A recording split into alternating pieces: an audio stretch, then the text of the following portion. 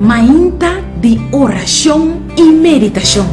Põe Deus na primeiro lugar. Junto com Ruth Chandri Hodge.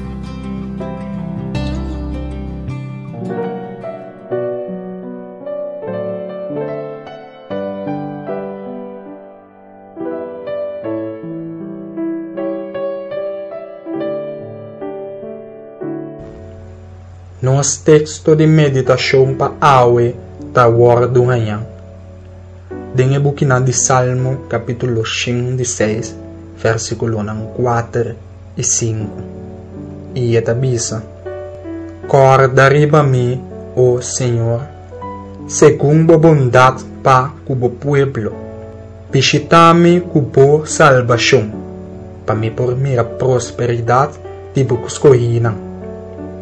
Para me por regocijar de alegria de bonação, para me por glória junto com a herencia.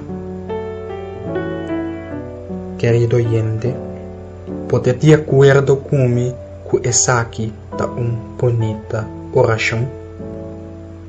Pisa Senhor awe para visitar-vos com sua salvação. Pisa Senhor awe para corda ribabo segundo sua grande bondade. Pede Senhor awe para gabo experienciar a prosperidade de escolhida que Ele apresenta.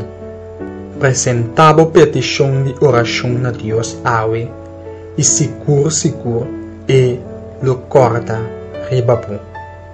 Laga nos reza. O Deus de tua bondade, tenho grande amor e misericórdia, corda riba nos necessidade.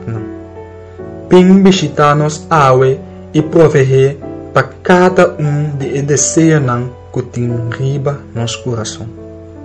Da nossa oração, em nome de Jesus. Amém.